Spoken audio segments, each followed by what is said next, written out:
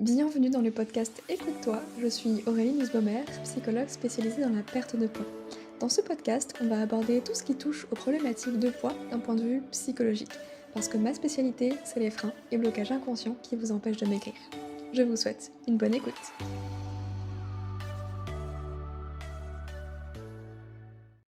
Bienvenue dans l'épisode numéro 93 du podcast Écoute-toi.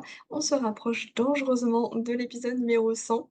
J'ai trop hâte, je suis trop contente. Et d'ailleurs, aujourd'hui, j'ai regardé, vous êtes quand même plus de 60 000 personnes à m'avoir écouté depuis le début de cet épisode, enfin depuis le début de ce podcast. Donc j'avais juste envie de vous dire merci, de prendre quelques minutes vraiment pour vous remercier pour votre écoute, pour votre partage, pour votre présence, votre confiance, ça me fait hyper plaisir et je compte bien rester là encore un petit moment. Donc, écoutez, merci du fond du cœur. N'hésitez pas à continuer à partager pour faire découvrir le podcast. Allez, on vise les 100 000 écoutes, pourquoi pas, cette année, ce serait chouette. On va voir un petit peu, si on y arrive. Aujourd'hui, on va parler de ce phénomène du «c'est plus fort que moi» et on va voir comment est-ce qu'on peut reprendre le contrôle justement de tout ça. On va poser un peu le contexte. Est-ce que ça vous est déjà arrivé justement de vous poser, je sais pas, un soir après le boulot, de vous dire: «Non, non, mais cette fois-ci, je vais pas craquer, il y a pas moyen, je vais attendre le repas», et cetera. Et puis vous êtes en train de vaquer à vos occupations et puis là, il y a ça commence à tourner un peu en obsession dans votre tête, il vous faut quelque chose.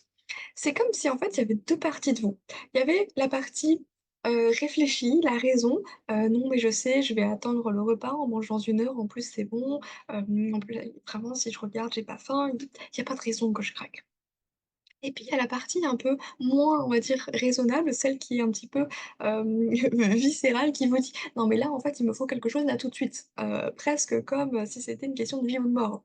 Et même si on sait que d'un côté, ça sert à rien, on en a pas besoin, finalement, c'est pas nécessaire, plus on entretient cette pensée-là, plus la pensée: «Non mais il me faut absolument quelque chose», grandit aussi. Il y a vraiment une dissonance à ce moment-là et en fait, quand on regarde d'un point de vue extérieur, on se dit: «Mais ça n'a pas de sens, en fait. Pourquoi est-ce que, je devrais prendre quelque chose?» Et finalement, on finit quand même par craquer. Là, je mets des guillemets pour ceux qui m'écoutent, sur Spotify, par exemple, et à la fin, on va se dire: «Mais en fait, c'est plus fort que moi. Je voulais pas, mais j'ai pas pu résister, j'ai pas pu m'en empêcher». Et comment est-ce qu'on en arrive là, finalement? Déjà, vous me direz un petit peu dans les commentaires, du podcast ou de YouTube si ça vous est déjà arrivé justement un petit peu ce phénomène. N'hésitez pas d'ailleurs à me partager un petit peu des situations de vie comme ça que vous vivez pour que je puisse, éventuellement les reprendre, les décortiquer avec vous et puis vous apporter des solutions et des réponses à tout ça. Ce sera avec grand plaisir. Ouais, parenthèse fermée. Donc comment est-ce qu'on en arrive là finalement? Comment est-ce qu'on en arrive à se dire: «Mais en fait, c'est plus fort que moi»? Parce qu'il y a que dans la nourriture ou peut-être même dans les addictions, vraiment à proprement parler, qu'il y a ce truc de: «J'ai pas pu résister, c'est plus fort que moi». Hem, Comment est-ce qu'on en arrive là finalement? J'ai envie de vous dire que à force, quelque part, de mentaliser un acte, naturel qui est celui de manger, finalement, on est en train de tout dérégler. Parce que c'est quelque chose qui est très simple finalement de base, hein, manger. Voilà, on va manger pour, survivre, pour, le plaisir aussi. Et plus on essaye de contrôler tout ça, plus on commence à complexifier les choses. Parce qu'aujourd'hui, on est vraiment à une ère, là où j'enregistre cet épisode de podcast en 2024, presque toutes les infos sont accessibles sur internet, dans les bouquins. On sait exactement comment, avoir une alimentation équilibrée, comment bien manger, comment être en bonne santé, et cetera, et cetera. Pour autant, ça ne nous aide pas à entre guillemets, «rester dans les clous». Au contraire, c'est plus on a d'infos sur comment bien faire ci, comment bien faire ça, plus on part dans tous les sens et plus on perd totalement le contrôle. Alors qu'en fait, on a une directive à suivre, on sait, hein, on sait quoi faire, mais on n'y arrive pas, on s'y tient pas. Et plus on essaye de s'y tenir, moins on y arrive.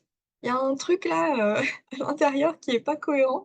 C'est comme si en fait, il y a d'un côté on a besoin de ce cadre, pour se rassurer, pour se dire: «Ça y est, on est dans les clous, la bonne élève» et cetera. De l'autre côté, il y a la valeur, liberté qui veut absolument, sortir du cadre, faire ce qu'elle veut quand elle veut et puis, il y en a marre de toutes ces règles. Un petit peu ce combat intérieur, finalement.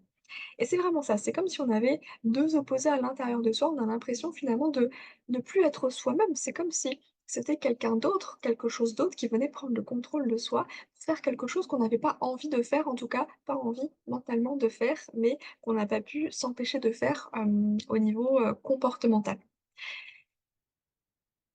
Et vous avez remarqué comme, justement un acte naturel que celui de se nourrir devient de plus en plus complexe à mesure qu'on essaie de contrôler, en fait, notre alimentation. Ça devient de plus en plus difficile, je trouve, de manger sainement quand on se renseigne, en fait, sur la nutrition, la diététique, et cetera, et cetera. J'avais pas prévu de vous raconter cette anecdote, mais je vais vous la raconter quand même. Je vous en ai parlé un petit peu dans un post sur Instagram. À l'époque où j'étais salariée, dans le domaine de la perte de poids en tant que psychologue, je bossais avec des diététiciens et des diététiciennes. Autant dire que le moment des repas, bah, on avait tous, du coup, nos tupperwares et chacun se jetait un petit peu, le repas des autres. En faisant des petites réflexions, des petites piques: «Ah bah tiens, t'as oublié tes légumes aujourd'hui. Ah bah t'as pas assez de protéines», ou que sais-je. Ça part d'un bon sentiment, c'est leur métier. Mais du coup, moi qui arrivais là-dedans, en faisant ce que je voulais, simplement, j'ai commencé à me dire: «Ah, bon, va peut-être falloir que je fasse les choses correctement quand même, parce que je suis entourée, de personnes dont c'est le métier. Pour éviter de me prendre des remarques et des réflexions, on va faire les choses bien». Vous connaissez l'assiette parfaite, hein? Moitié légumes, un quart de féculents, un quart de protéines. OK, ça je savais, c'était la base, donc qu'est-ce que je faisais? Je commençais à me prendre la tête pour faire des repas sains, équilibrés, quand j'allais au boulot, pour être tranquille. Pour qu'on me foute la paix, entre guillemets, si on peut dire ça comme ça. Et je peux vous assurer que c'est à partir du moment où j'ai commencé à faire attention vraiment à tout ça, que j'ai commencé à développer une certaine obsession aussi, bah, à la fois pour la nourriture. Alors c'était léger, hein, parce que je m'en suis vite rendu compte et j'ai réussi à sortir rapidement de ça. Mais c'est paradoxal, c'est que on bosse dans ce domaine-là, on connaît un petit peu les tenants et les aboutissants et pourtant on n'est pas préservé. Et c'est exactement comme un médecin, c'est pas parce qu'il est dans le domaine médical qu'il va être préservé des maladies. C'est la même chose.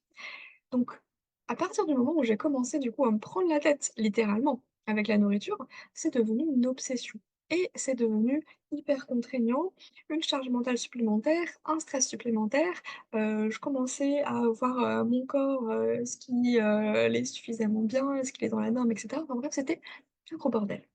J'espère que je vais pas être supprimée de YouTube si je dis des trucs pareils. Bref, tout ça pour vous dire que, à partir du moment où en fait on commence à mettre de la réflexion, du mental vraiment dans un acte qui est naturel, ben on dérègle absolument tout. Je prends souvent l'exemple de la marche.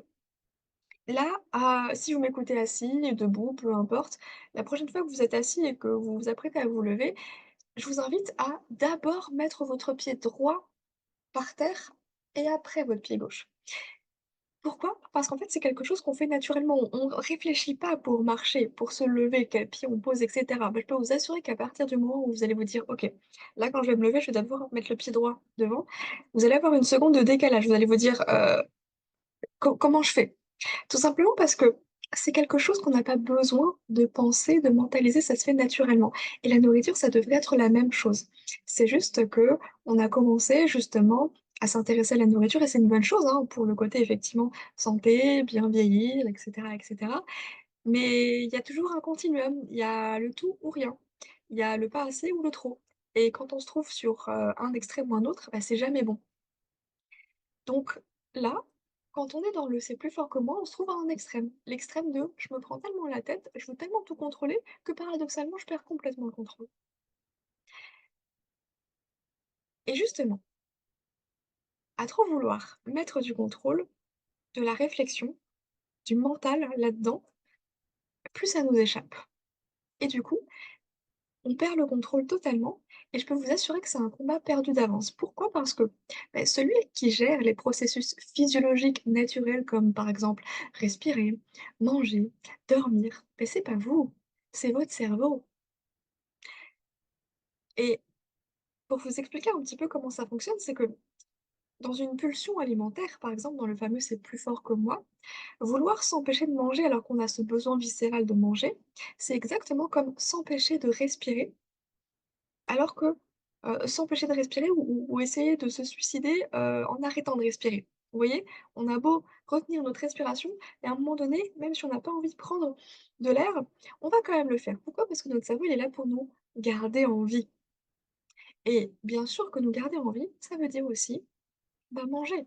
Parce que je vous rappelle que quand on commence à mettre des restrictions, des privations, des interdictions, notre cerveau, il est en panique totale. Il active l'alarme famine et du coup, c'est un petit peu le bordel dans nos têtes. Je sais pas si vous avez vu le dessin animé, hem, avec les émotions là.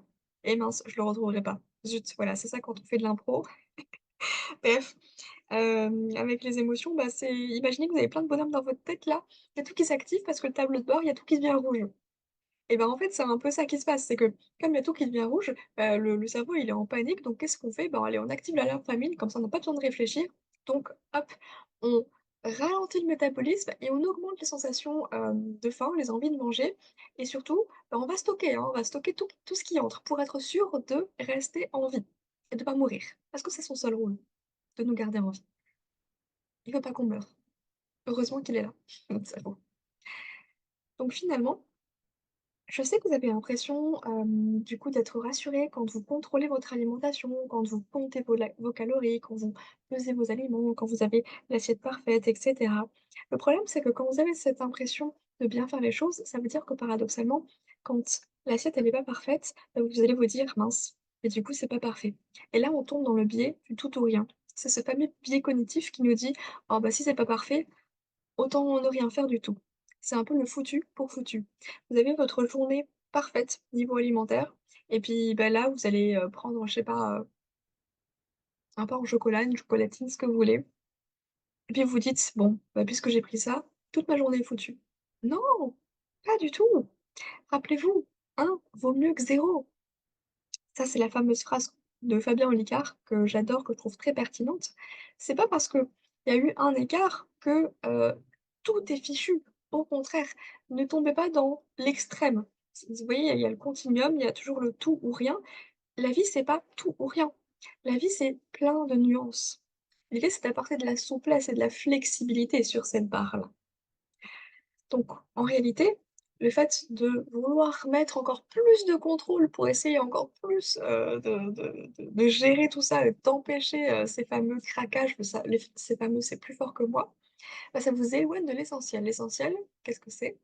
C'est vous, c'est vos sensations physiques, physiologiques, alimentaires, de faim, de satiété, de rassasiement. Donc peu à peu, en mettant encore plus de contrôle, en resserrant un petit peu tout ça, bah, vous vous coupez encore plus de la faim, de la satiété, du rassasiement et vous finissez par manger parce que vous en avez besoin, parce que c'est plus fort que vous ou alors juste parce qu'il est l'heure. Il y a même plus ces règles physiologiques de: «Tiens, j'ai faim, bah, du coup, je vais manger». C'est non, c'est: «J'ai faim, alors faut surtout pas que je mange». Ça c'est un non-sens, en fait et vraiment faire la paix avec la nourriture, c'est juste réapprendre à manger comme un bébé. Un bébé, il se pose pas de questions. Il a faim, il pleure, on lui donne un biberon.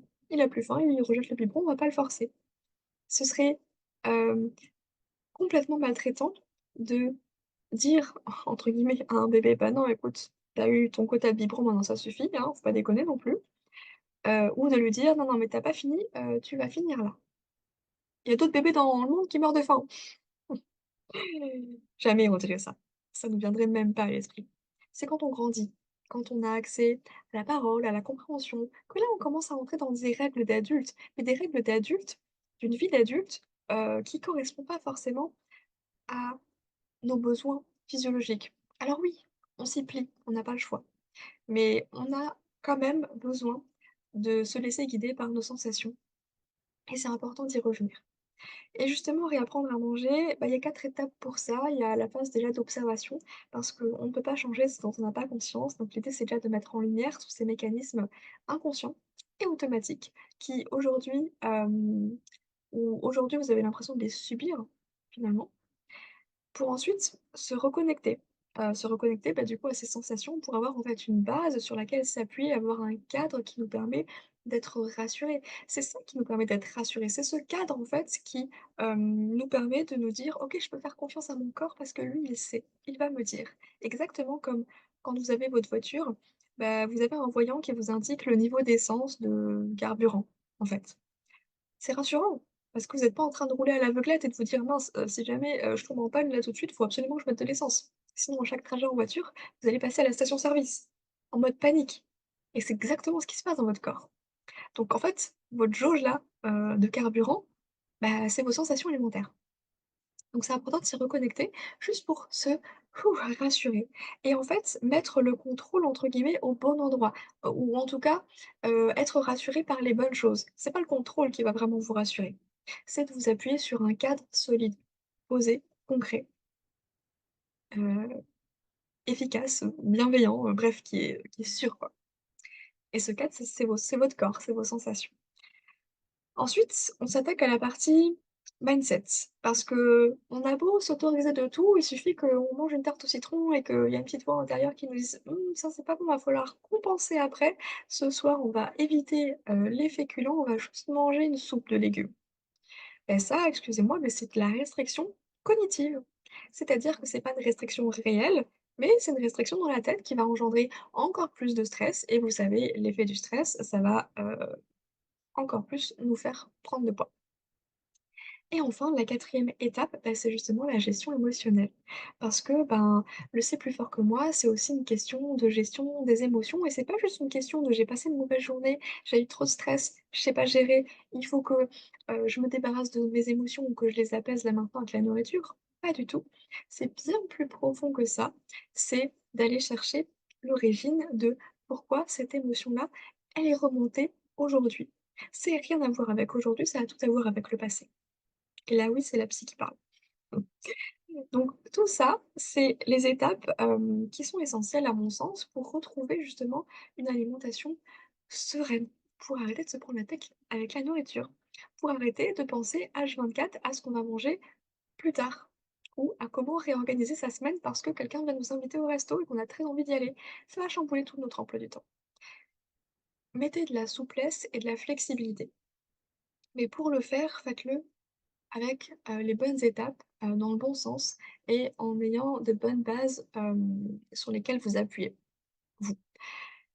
C'est la bonne transition pour vous annoncer que je réouvre le programme alimentation sereine et consciente qui vous permet justement de faire la paix avec la nourriture. Parce que c'est selon moi la première étape indispensable avant même d'aller chercher des blocages au niveau psychologique ou que sais-je, pour réussir à maigrir. On va pas construire une maison sans faire les fondations. On ne peut pas maigrir sans se reconnecter à ses sensations alimentaires et gérer ses émotions. On ne peut pas se laisser guider par le mental. On a besoin de revenir au corps. Donc c'est vraiment quelque chose que je vous enseigne dans le programme Alimentation sereine et consciente, c'est de passer par ces 4 phases, par tout un processus qui vous permet plutôt, de refaire confiance à votre corps, de réapprendre à manger comme un bébé finalement sans toutes ces pensées de: «Ah non, le chocolat, c'est pas bien», ou bien, «Oui, non, mais les carottes, je peux en manger à volonté». Non, ça marche pas comme ça. C'est pas comme ça que ça fonctionne. Donc si jamais, je vous mettrai toutes les infos dans la description pour que vous puissiez aller voir, plus en détail le programme. C'est vraiment la première étape indispensable et moi je serais ravie de vous accueillir. Comme je réouvre les portes, il y a eu, des petits changements. Donc là, si vous m'écoutez, le jour de la sortie de l'épisode de podcast, sachez que vous avez une remise, promotionnelle, voilà, pendant une semaine, donc jusqu'à mercredi prochain, c'est-à-dire jusqu'à mercredi 13 mars.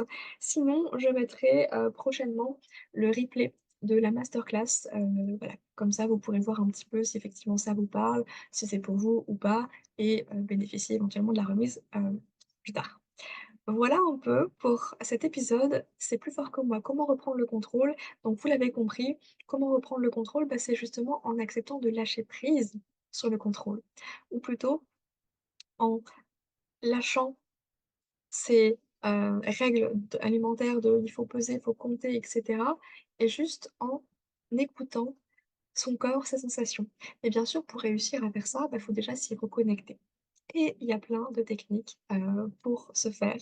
Que vous soyez très dans le contrôle avec le besoin de noter, de compter et cetera ou si ça vous saoule, il y a d'autres moyens et justement je vous ai prévu, 2 méthodes pour vous reconnecter à vos sensations dans le programme Alimentation sereine et consciente pour satisfaire tout le monde, qu'importe vos besoins, votre type de personnalité. C'est un programme d'ailleurs en toute autonomie, donc c'est vraiment important pour moi que vous ayez la possibilité de faire ça à votre rythme depuis chez vous, avec tout de même, quelque chose de personnalisé puisque si vous avez une question, vous avez bien sûr la possibilité de me poser une question de manière anonyme et puis, moi je vous y réponds en vidéo. Ce sera directement dispo dans votre espace membre et vous avez également accès à la communauté si vous avez envie d'échanger, besoin, de partager, de manière non anonyme cette fois, un petit peu ce que vous traversez, je suis là, on est là pour vous soutenir. Je vous mets toutes les infos en description. J'espère que cet épisode vous a plu. N'hésitez pas à le partager parce que souvent on a l'impression que, bah, le fameux «c'est plus fort que moi», ce qu'on doit faire, c'est resserrer encore plus le contrôle alors que c'est tout l'inverse. Donc ne tombez pas dans ce piège, partagez au maximum tout ça. Moi, je vous remercie encore pour votre écoute, pour votre confiance, pour ces plus de 60 000 écoutes depuis le début du podcast. Je vous souhaite une très belle journée et je vous dis à très bientôt. Prenez soin de vous. Si vous avez aimé l'épisode, n'hésitez pas à le noter sur votre plateforme d'écoute pour participer à la diffusion de ce message et bien sûr partagez-le aux personnes qui ont besoin d'entendre qu'elles ne sont pas seules et que c'est pas parce qu'elles ont tout essayé que c'est perdu. Il y a toujours un chemin caché à emprunter. Je vous propose justement une approche plus psychologique avec Mincir autrement. Merci pour votre soutien, prenez soin de vous.